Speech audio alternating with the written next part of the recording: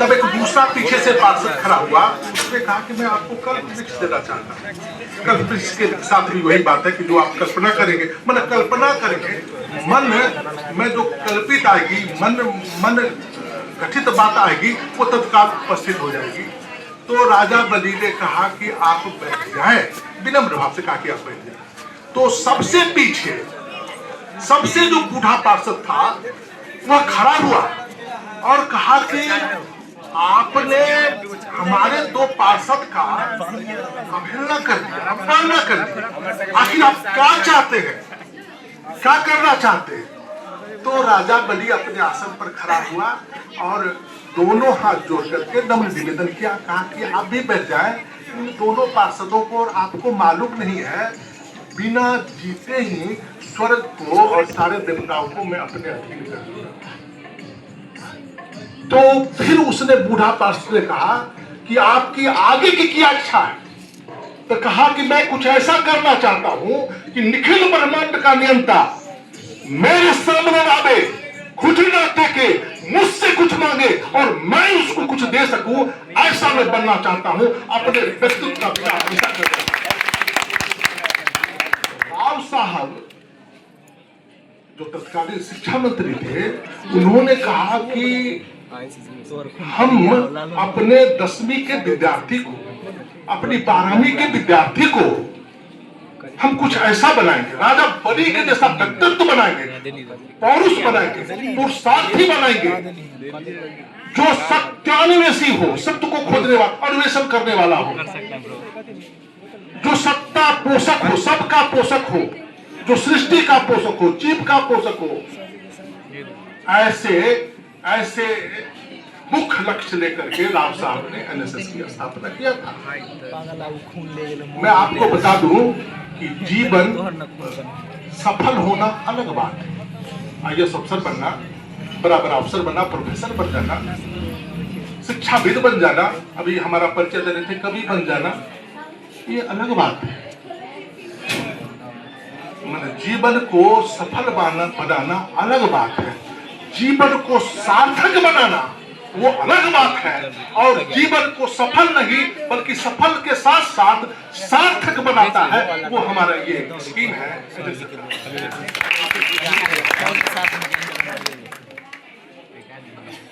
मैं आपको एक बात बता देना चाहता हूँ, ऐसे हमारे अग्रज बैठे हुए हैं दयानिधि बाबू राणाचार्य, लेकिन मैं आपको बताना चाहूंगा कि योग्यता से, पात्रता से, साधना से, परिश्रम से आप सब कुछ प्राप्त कर सकते हैं। जब देख आप सुनना, जब इधर आके सुनो कि आप कराम मेहनत करके, योग्यता से, पात्रता से, कठिन मेहनत से, बार बार अभ्यास करके आप बड़ा से बड़ा पद प्राप्त कर सकते हैं।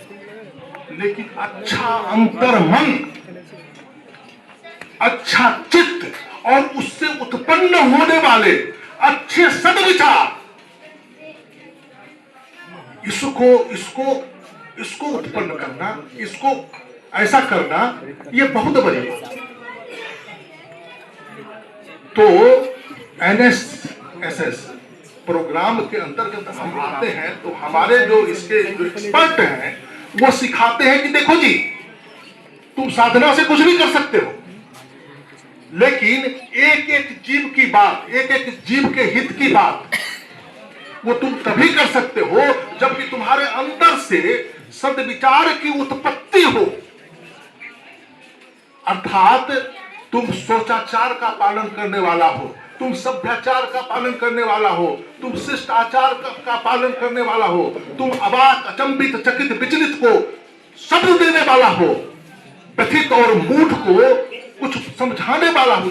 इस तरह का तुम्हारे अंदर व्यक्तित्व होना चाहिए। मैं एक और बता देता हूं कि यूनान का बहुत बड़ा दार्शनिक था डायोजनीज। वो जब वाइस चांसलर के पद से रिटायर हुआ तो नंगा चलना शुरू किया। तो लोगों ने कहा कि ये विद्भाषक है, ये माया से ऊपर उठ गया है, मद मत्सर मदन से ऊपर उठ गया है, ये पुरुषोत्तम नरोत्तम बनना चाहता है, पुरुषों में उत्तम बनना चाहता है, इसलिए कुछ अवधारणा पाल रखा है, नंगा चलता है। लेकिन तो हद तो तब हो गई जब वह भरी दोपहरी में जलती हुई लालटेन लेकर के चलना शुरू किया। किसी का हिम्मत नहीं था कि उसे पूछे, तो पूछा किसी ने, उसका शिष्य को। लोगों ने कहा कि आप पूछ सकते हैं, आप उनके सबसे अच्छे शिष्य हैं। तो शिष्य जाकर के उनसे पूछा, बड़ा विनम्र किया, कहा कि ये समझ में बात नहीं आ रही है कि आप भरी दोपहरी में जलती हुई लालटेन हाथ में लेकर के चलते हैं, इसका क्या आशय है? उन्होंने कहा कि मैं आंख वाले को खोज रहा हूं। तो कहा कि मैं आपका आशय नहीं समझा, आप बताइए कि आप किस आंख वाले को खोज रहे हैं? तो डायोजनीस का जरा उत्तर सुनिए। डायोजनीस ने कहा कि मैं उन आंख वाला को खोज रहा हूं जो सत्य को देख सके, इन आंखों से सत्य को देख सके, इन आंखों से अपार्थिव को देख सके और अपने दोषों को देख सके, ऐसे आंख वाला को मैं खोज रहा हूं। हमारा बात को जरा गौर कीजिए। कहा उसने कि मैं इस जलती हुई लालटेन से चल करके, नंग धरन चल करके, भरी दोपहरी में तपती धूप में चल करके उनको खोज रहा हूं जिसके पास में ऐसी आंखें हो जो सत्य को देख सके, जो अपार्थिव को देख सके। पार्थिव को तो सभी देखते हैं, अपार्थिव को देख सके और जो अपने दोषों को देख सके, ऐसे मैं विद्वासक, ऐसे आंख वाले को खोज रहा हूं। और मैं आपको बता देना चाहता हूं कि एनएसएस की स्थापना ऐसा ही पुण्य लक्ष्य रख करके किया गया था कि एनएसएस के कार्यकर्ता, एनएसएस का वॉलंटियर के पास में ऐसी ही आंखें होगी जो सूक्ष्मता को पहचान करेगा, वो सत्यान्वेषी होगा, वो सक्रियता, संपर्कता, सृजनशीलता में विश्वास रखेगा। हमारा वेद, पुराण, गीता ये क्या कहता है? सक्रियता होनी चाहिए, एक्टिविटी, कंडक्टिविटी और क्रिएटिविटी, यही तीन लक्ष्य हैं। और वेद से जब पूछा गया कि मनुष्य को क्या करना चाहिए, तो वेद ने कहा कि मात्र दो काम मनुष्य को करना चाहिए। कहा कि कौन काम करना चाहिए? तो कहा कि पहला काम करना चाहिए कि वो आत्म उत्थान करे और दूसरा काम करना चाहिए कि वो अपने स्वरूप का उत्थान करे। कहा कि एक संबंध कैसे है? कहा कि ये सक्रियता से संभव है, एक्टिविटी से, सक्रियता से संभव है। कहा कि अच्छे लोगों से, सत्पात्रों से, गुरुओं से संपर्क करने से ये संभव है। और कहा कि नए नए खोज से ये संभव है। तो मैं आपको कह देता हूं कि जब सत्यान्वेषी हो जाता है, जब परहित की साधना साधने लगता है, अंत्योदय को देखने का विचार उसके मन में आता है, मंगलोदय का विचार जब उसके अंदर में आता है, सर्वोदय का विचार जब उसके अंदर में आता है, अंत्योदय का विचार जब उसके अंदर में आता है, तो ये तीन चीज ही उसका व्यक्तित्व में आ जाता है। वो है एक्टिविटी, कंडक्टिविटी, क्रिएटिविटी। आप जितने भी विकसित आदमी को, विकासशील आदमी को या उन्नत आदमी को या फिर गुरुत्तर और उसके ऊपर गुरुत्तर आदमी को आप देखे होंगे, बड़े बड़े साइंटिस्ट को देखे होंगे, तो आप उसमें ये पाएंगे, उसके व्यक्तित्व में, उसके पौरुष में, उसके विचार में, उसके उच्चाचार में, उसके तन्मयता में, भावभीरता में, उसके सहृदता में, उच्चता में, घनता में, ये चीज। और राव साहब ने यही सोच करके इसकी स्थापना की। गांधी तो, श्रीमती गांधी ज्यादा विद्वासिनी थी नहीं, लेकिन हमारी प्राइम मिनिस्टर थी। पूछा कि राव साहब आप क्या क्या करना चाहते हैं? तो कहा कि मैं अपने वॉलंटियर को निर्विषयी बनाना चाहता हूँ, वो विषय में कोई आबद्ध ना हो, हम उसको निर्द्वंद बनाना चाहते हैं, वो कोई द्वंद में फंसा हुआ आदमी नहीं हो। हम अपने वॉलंटियर को क्या कहते हैं कि निर्भ्रांत बनाना चाहता हूँ, भय से ऊपर उठाना चाहता हूँ। उसके पास अगर भय रहेगा तो वो काम नहीं कर पाएगा, तो मैं निश्चल बनाना चाहता हूँ। ऐसा राव साहब। तो श्रीमती गांधी ने कहा कि आपको जितने पैसे चाहिए आप लीजिए, पूरे हिंदुस्तान में घूमिए और अपने वॉलंटियर, आज उसका उद्देश्य में यहाँ आया था, तो हमारे लक्ष्मण बाबू का वॉलंटियर पढ़ रहा था कि वो आपदा प्रबंधन, अरे जो उन्मत्त होगा, जिसके पास इतनी गुणवत्ता होगी, पौरुष होगा, पुरुषार्थ होगा, वो बायां दाहिना चलना नहीं क्या जानेगा, वो लाइट जलाना, लाइट बुझाना नहीं जानेगा, वो तो आत्मदीप भव, आत्मा के दीपक को जलाना के पास तो ऐसी सहूलियत रहती है। हाँ, हमको कुछ ऐसे हैं, अब जैसे कि यहाँ पर लगभग 20 मिनट में आ गए सरायनगर से, फिर 20 मिनट में पटोरी आ गए, और यहाँ आने में हमको लग गया लगभग 1.25 घंटा लगा। वो आगे थी से, और गाड़ी लगता था कि अगर कोई इधर से गाड़ी आ जाती थी तो हमारा स्कॉर्पियो अवरुद्ध हो जाता था। यहाँ हो सकता है कि इस इलाके में, इतना पिछड़ा इलाके में ये भाव का संदीपन नहीं हो, लेकिन मैं जानता हूँ कि महरपुर कॉलेज के संस्थापक जो महंती थे, उनमें तो आज से वर्षों और उससे वर्षों भारती जो प्रिंसिपल है, उनके अंदर में कैसा व्यक्तित्व रहा, किस प्रकार के वो आदमी रहे होंगे, और इस इलाके में कॉलेज की स्थापना किया। आज वो कॉलेज धन्य है कि हमारे भारती साहब पिछले बार जब मैं आया था तो इनका कार्यक्रम, इनकी योजना, और आज बैठे हुए हैं, जबकि इनके जैसा आदमी कोई गर्मी दूसरा कोई प्रिंसिपल रहता तो इस में नहीं बैठा रहता। पूरे विक्टोरिया यूनिवर्सिटी के सारे प्रिंसिपल को मैं जानता हूँ, और वाइस चांसलर को व्यक्तिगत रूप से मैं जानता हूँ।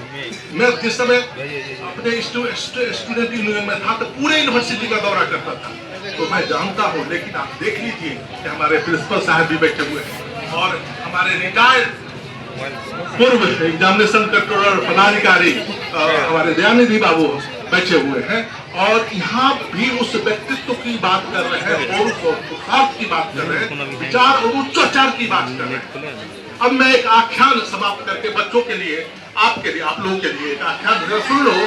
आख्यान कह करके अपनी वाणी को विराम दूंगा, क्योंकि हमारे पास बहुत ऐसे वक्ता है, अच्छी बातें करेंगे।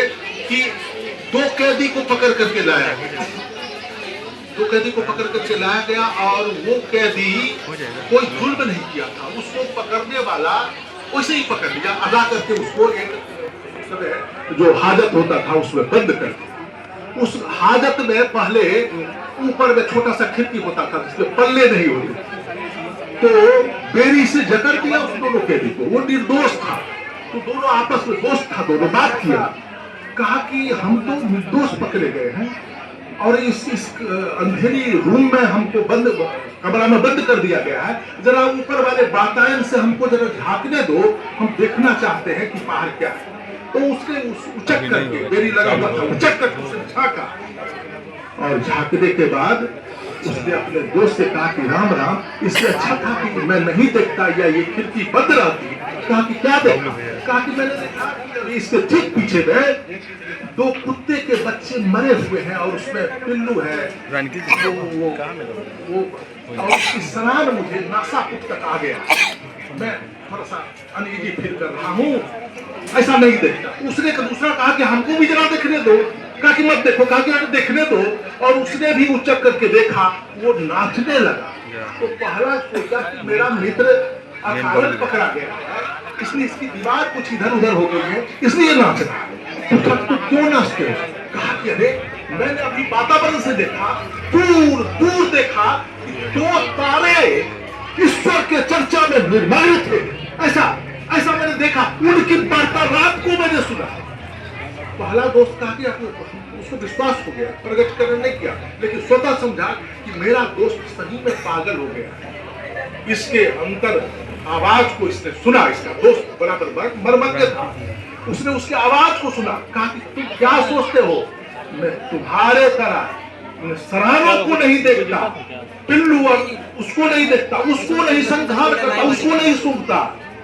मैं उस परम पिता के लिए जो वार्तालाप कर रहा है, उस तत्व होने के लिए, सशक्त होने के लिए, शीर्ष पर जाने के लिए, राष्ट्रीयता का भावना का बोध कराने के लिए जो चर्चा कर रहा है, उस तारे की बात को मैंने सुना है।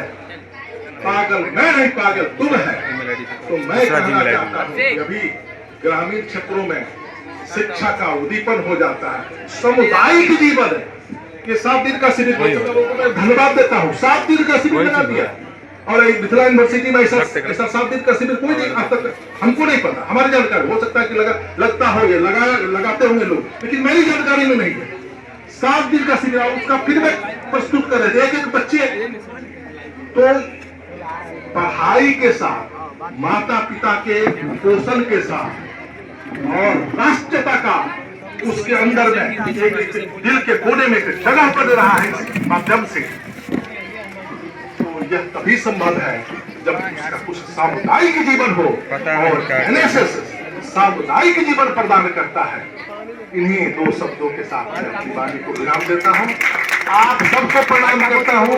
बड़ी गंभीरता से आपने हमारी बातों को सुना, आपको मैं धन्यवाद देता हूँ और आशा करता हूँ कि आप आदि व्याधि और उपाधि से ऊपर उठिए, मद मत्सर मदन से ऊपर उठिए और कुछ ऐसा कीजिए जिसके लिए आपका यहाँ आना हुआ है। आप मनुष्य योनि में जन्म लेकर के ईश्वर के कार्यों को, ईश्वर के छवि को, ईश्वर के कैरेक्टर को प्रतिष्ठित करने के लिए आए हैं। लोका समस्ता सुखिनो भवन्तु, ये बात करने, यत्तु नदियों बसन्तु प्रचन्याः सुपिप्पलावो सदियो भवन्तु, ऐसे इस ओम सहना भवतु सहनो भवतु, ऐसे इसको स्थापना करने के लिए आए हैं। आप सत्य को स्थापना करने के लिए आए हैं, आप धर्म को स्थापना करने के लिए आए हैं, आप सच्चिदानंद ब्रह्म को, उनके कैरेक्टर को स्थापित करने के लिए आपका जन्म हुआ है। आपका जन्म हरेक जीवों के प्रति आपका समर्पण के लिए हुआ है। इसको अपना ध्यान में रखें, नरोत्तम और पुरुषोत्तम बने। इन्हीं दो शब्दों के साथ अपनी वाणी को विराम देता हूं। धन्यवाद।